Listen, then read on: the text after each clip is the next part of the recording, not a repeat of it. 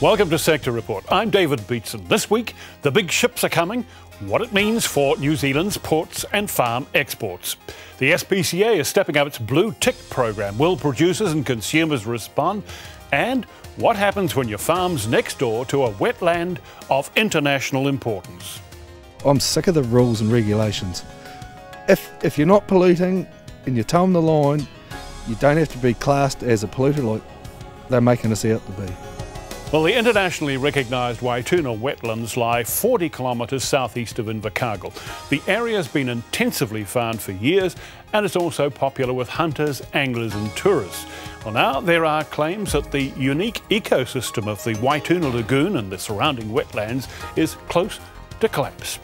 Local authorities and government agencies are crawling all over the site and each other to work out how to save it.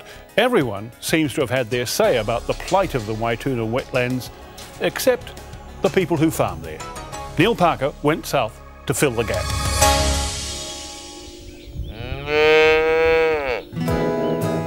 The call of a hungry calf heralds the start of a typical winter's day on Glenroy Farm at Makatua at the very bottom of the South Island. Joanne and Darren Crack run around 2,800 Romney ewes, 700 hoggets and some 1,700 head of cattle. They also milk 350 pedigree Jersey and Frisian crossbred cows on the adjacent 425-acre Mill Park farm. At the end of the road that runs past Glenroy Farm is the fabled Waituna Lagoon, a 7-mile strip of peaty, ale-brown water, one of the best remaining examples of a natural coastal lagoon in New Zealand. Of historical and cultural significance, the Waituna Lagoon is part of the Awarua Wetlands, which were internationally acclaimed in 1976. Joanne and Darren's families have successfully farmed in this wilderness catchment for nearly 50 years. It used to be a hard but idyllic life, but lately things have changed. Well, I did used to like its remoteness and the fact that nobody else ever came down here. That was probably the most appealing thing. It was almost like having your own lake on your backyard. Nobody else used to know too much about it being here, and yeah, it was only the locals that sort of come down here. Everybody sort of left us alone. It's not like that now. The problem is that fears the water quality in the lagoon was deteriorating to a point the lagoon might flip came to a head last year, resulting in a flurry of response. We're generally crawling with people these days. There's more traffic down here than the main road out at Makatua. Now we've got Environment South and down here every day almost, and it's not as quiet as it used to be. Joanne and Darren say locals have always cared for their environment, but now the spotlight is well and truly on them. There's a lot of people interested in studying it, sampling the water, sediment tests. You know, everything down here has well and truly been tested. Now we've got the helicopters flying over.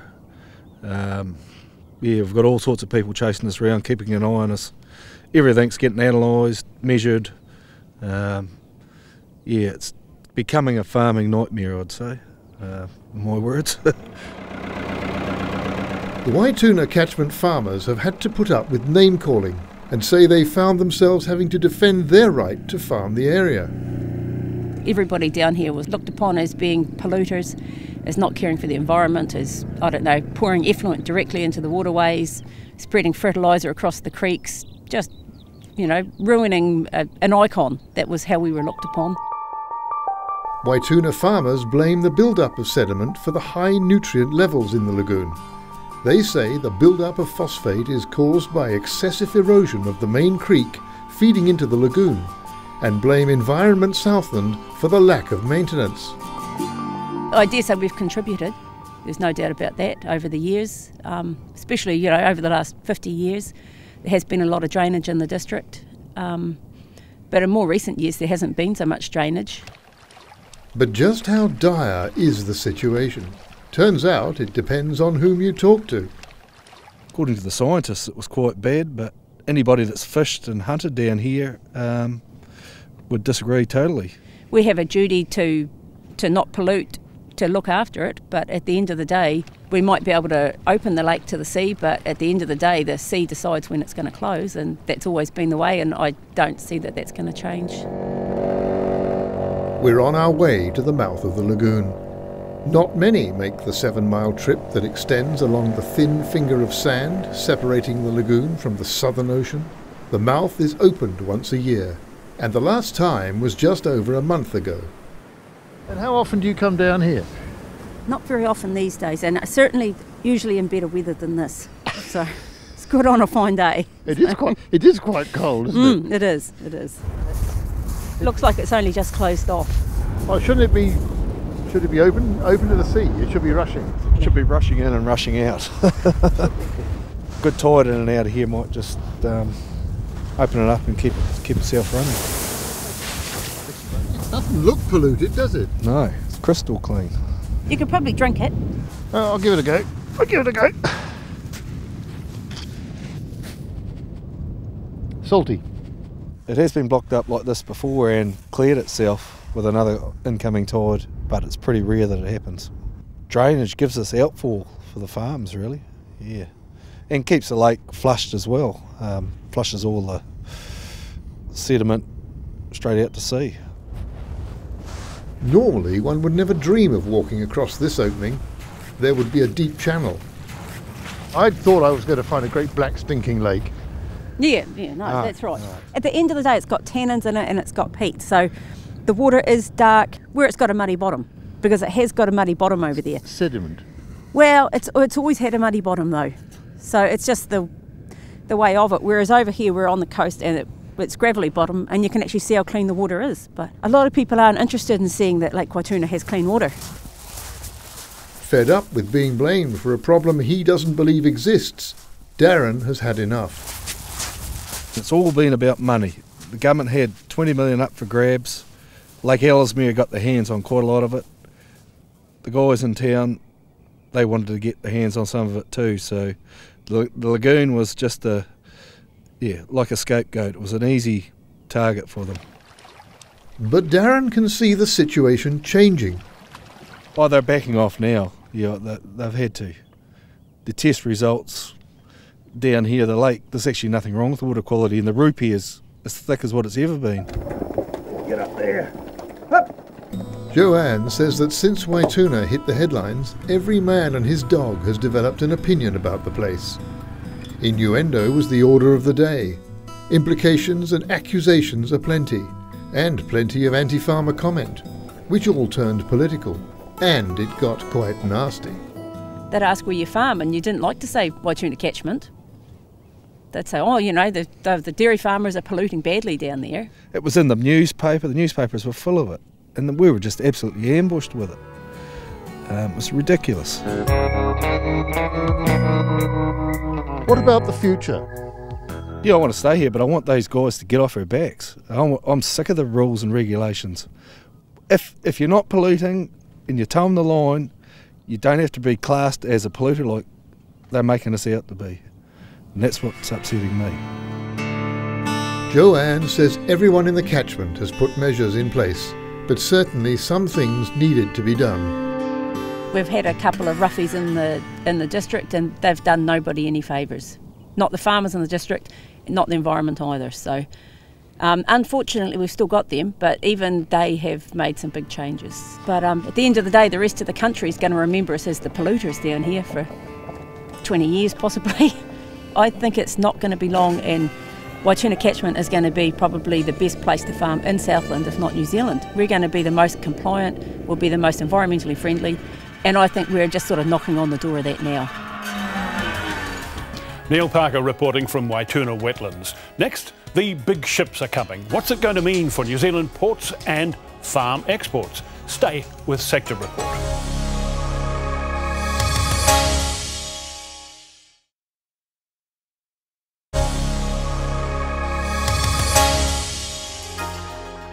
Almost all New Zealand's exports are shipped out of the country, so the operations of our ports and shipping lines are vitally important to all our agribusiness sectors. Maersk, the major global shipping company serving New Zealand, has been signalling there are big problems looming in their part of the supply chain. Maersk says it isn't making an adequate return on its investment in providing container shipping through our ports. It's just announced a rates hike for carrying containers between New Zealand and the United States, and it's forecasting there are more to come. But Maersk is also making a big investment in a new generation of giant container ships. Ships simply too big for all our ports. So what's their strategy? Maersk's New Zealand Managing Director, Julian Bevis, is here to explain. Julian, welcome. Thank you very much. First of all, you're forecasting that there will be more increases in container cargo rates. Why do you have such confidence that that's going to be necessary? The reason I'm saying that is that this is evidence of, or points to a global issue in container shipping. Over the last few years, the container liner business has not made adequate returns, and therefore has found it increasingly difficult to continue to reinvest to the level it needs to satisfy its customers and provide them with the level of service that they want. So I think, therefore, against that background, it's an inevitability that freight rates in almost every sector of the business that we operate around the world are going to have to go up. What's the shortfall between the current revenues that you make from your New Zealand operations and what's required to give your shareholders an adequate return? I don't think it's a question of just looking at New Zealand. As I say, this is a global issue and this is an integrated business. New Zealand is part of that integrated business, and therefore we've got to look at putting rates up across the organisation. Does that mean if you make a mistake in Southeast Asia and put more capacity on than you need, that we have to pay for it? As I say, it's a global business. It's a global business, that, but and therefore fluctuations in the way in which cargo moves, ships move, markets move in other parts of the world, it does have an impact. There's no question about it. What level of escalation can you see coming through? I think it's very difficult to put a number on it because it depends on volumes, it depends on the value proposition that an individual customer will bring to us. It depends on whether or not it's dry cargo or refrigerated cargo. I think in the refrigerated cargo sector, again, across the globe, we are going to have to look at bringing the rates up a bit because refrigerated cargo brings additional cost to us. Well, you have on one run now. I mean, can we see comparable increases happening in other runs? I think increases are, as I said before, are an inevitability. Mm-hmm. As to the exact quantum, I think it's very difficult to give one figure because, as I say, it depends so much on our relationship with individual customers, individual sectors, the length of the route. There are many mm-hmm. considerations, and obviously one has to have a bilateral conversation with individual customers. But I think that the point is that the rates will have to go up to make the business more sustainable. As I was researching for this interview, I mean, I found that Maersk is investing now in new supersized vessels, the EEE class. What's the likely impact of that on New Zealand? I mean, these are huge ships. They're 18,000 20-unit. I guess the first thing to say 20-metre container equivalent, aren't they? Absolutely. I mean, they're very large, and the largest we've ever seen is about 7,000. I don't think even a 7,000 TEU ship has come down here. Once, I think. Once, maybe that was a one-off. Normally, as under present operating circumstances, vessels down here in the 4 to 5, maybe slightly above 1,000 TEU range. But the real point is that we're looking for economies of scale, therefore the units of production, the ships, are getting bigger and bigger and bigger. Okay. Are ships like that going to come down here? I think not in the foreseeable future. But do you want to bring larger container ships and service the trade now? Indeed we do. OK. So how many of our ports are actually ready for them? Certainly 4, namely Auckland, Tauranga, Lyttelton and Port Chalmers. They will all have to do some work. Can I be blunt? Do you need any more than that? I think one has to be careful about oversimplifying this debate. The cargo is where the cargo is. We go where the cargo is. We don't drive the cargo drives us. Therefore, one way or another, one has to find a way to serve the market. So if one only calls with mainline vessels in 4 ports, how are you going to serve the likes of Nelson, Wellington and other ports? There has to be a way of doing it. So to say only 4, I think is probably too simplified. There may be an A League and a B League, perhaps. An A-League and a B-League, all right. But one of the things I've noticed is that recently there was a report which said that not many of our ports are engaging in the kind of dredging programs that are required to ensure these ships can operate safely. Well, I'm not sure that's entirely correct. Most of the ports that I've mentioned, I think in all of them, have plans in place and have the necessary consents in place. Are they doing it, and are they doing it in a timely way?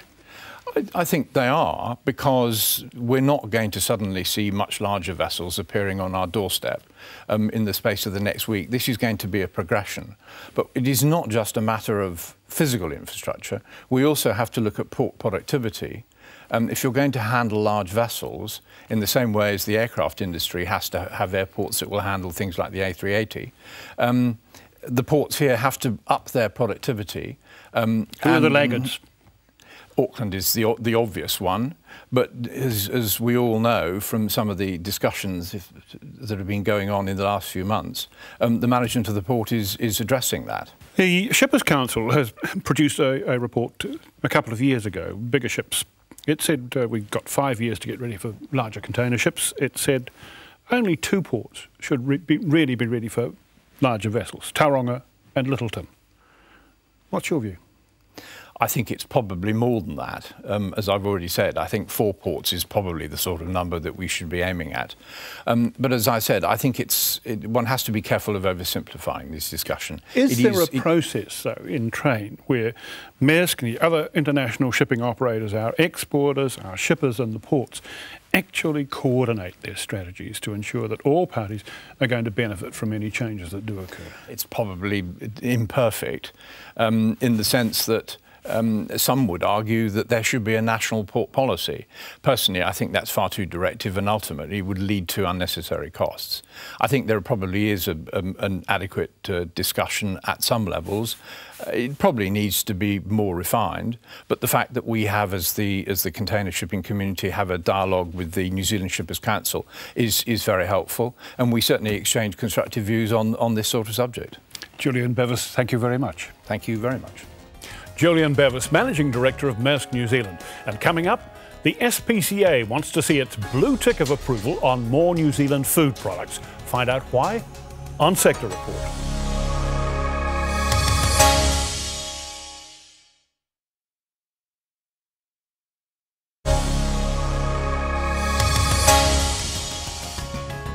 The Society for the Prevention of Cruelty to Animals is stepping up its blue tick welfare assurance program. The organisation's been blue ticking eggs since 2001 and expanded the scheme to cover pork, chicken and turkeys. But at this month's food show in Auckland, the SPCA is stepping up its campaign to provide consumers of other animal products with an assurance that the foods we eat are being produced to higher welfare standards. To explain why and how, here's the Society's Chief Executive, Robin Kippenberger. Robin, welcome. Let me start at the beginning. What kind of assurance does the blue tick actually provide? Well, since 2001, we've had a scheme where auditors go onto farms. They audit the farms to our specifications, which are many, and that means that we know the conditions that the animals are being held in, if you like, and reared and are producing in. And then also, now that we've got onto meat products, the conditions of how they go to the abattoir and what happens at the abattoir. So it's basically paddock to plate. Okay, but let me be clear about what you're actually covering, just so people are not getting a false impression. Does it mean that the product you're buying, for instance, is genuinely organic? No genetic engineering, no growth-inducing hormones, no antibiotics? Does it cover those things? So no, not necessarily. Now, if the product that you've got, which has a blue tick on it, says no antibiotics, then it's got no antibiotics. So basically, there's a bit of a truth serum in there, and none of our producers would say they were doing something or not, or say that they weren't doing something if they were. But I couldn't assume they're genuinely organic. No genetic engineering or no growth-inducing hormones. No, because those aren't the things that we audit for. You're mostly concerned with actual welfare issues. Absolutely. What Has makes the animal them, been reared yes, humanely? Absolutely. Okay. And what we're very fortunate in New Zealand because we don't use a lot of antibiotics in our general food chain. So because we don't have a lot of disease here, I mean, that's a really wonderful thing about New Zealand production, is that there is a limited number of diseases. For instance, our chickens get 1 inoculation before they go into the laying sheds, whereas in Australia, 17 inoculations for the various diseases that they get. So we're really, really fortunate. And the birds are fortunate because basically those antibiotics keep the birds well. And if they've got to give them, then it's about welfare as well. And that's why we don't specify, because if an animal needs to have some sort of veterinary treatment, which includes antibiotics, then they must have it. Yeah. That's part of the Animal Welfare Act. You can't keep a sick chook. Okay. But it does seem a bit ironic that you're giving a blue tick of approval for an animal that we'll eat. Well, the reason that we do that is that we have layer hen cages, we have pig stalls and farrowing crates, and those are inhumane ways to keep animals. There is no doubt about that. Under the Act, they're inhumane. So what we're doing with the blue tick is saying these animals had a good life. Now, whether they end up as meat on your plate or it's an egg that you have for your breakfast, this animal has had a humane life. It's been able to flap its wings, if it's a chook, run around if it's a pig, and definitely as a chook they need to be able to perch and they need to be able to lay in a place where they feel safe, because that's part of their hardwired instinct for survival, that they're in a secure place when they lay their egg. That's the survival of their species. So when you're looking at the way that they live their lives, and layer hens can lay up to 18 months, so they've had nearly 2 years in a cage. That's not a good life. If they're in a barn or if they're in free range, different story altogether. They're actually able to exhibit their natural behaviours. Well, typically, what would it cost a farm operation to get its product blue ticked? Well, it's a roundabout. So they pay for an initial audit, and that audit is quite transparent. You can actually go onto our website and see the sorts of things that we ask the farmers to do. But it entails a good food source and clean water and access, if it's a free range animal, access to the outside, and the quality of the outside area. If I was a reasonable farmer, what would it cost me? So around about, depends, because the auditor has to go to the farm, so around about $1,000 just to have the first audit. How are you promoting consumer awareness of the blue tick? Well, there is quite a bit of awareness. The food show is one way that we can talk to consumers and explain what the blue tick means. And that's promoting the product as well, because it costs more for the farmers to farm this way. And we need a trusted brand that, from an independent organisation, we have no gain in this. All of the money goes back into the promotion of the blue tick and the product. So food show is a really good way, because we get to talk to people. Can you demonstrate it actually produces a tangible benefit? Oh, absolutely. For the producers. And people are coming to us from other sectors and talking to us, for instance, from lamb and from milk, to get the blue tick, so that people know that their welfare is really good. Is blue ticked pork selling better than when it wasn't blue ticked? It's selling well. It's selling. I mean, that's the thing that the industry said. Well, you know, you're not going to get that differentiation. It won't sell. Well, of course, it's selling, and all they need is another Mike King expose, and it will be the only thing that sells, which is what happened at that time. The public's just got complacent again, and that awareness has dropped away. That's what the blue tick is there for, to bring awareness to it. And we can talk about welfare from a position of strength, because we know what happens to the animals, and we know that that the public want that assurance. They want to know that it's not just the industry saying what they're doing is good, that it's actually an animal welfare organisation that has nothing to gain from this except the welfare of the animals. Now, the ultimate question, who monitors you? Well, Do you get monitored? So no, we don't. But the public trust us, funnily enough. We pick up their puppies and kittens, but they also trust us to make the policy for animal welfare. And MAF did when they were MAF, MPI, did a survey early last year that showed that 86% of the public understand what the SPCA is for, and we have even more than that, and we are the most trusted to make the rules around animal welfare. So the public trust us. Robin Kippenberger for the SPCA Blue Tick program. And that's all from Sector Report for now. Remember, you can check out our program anytime online at country99tv.co.nz. Thanks for your company. I'm David Beatson. See you next time.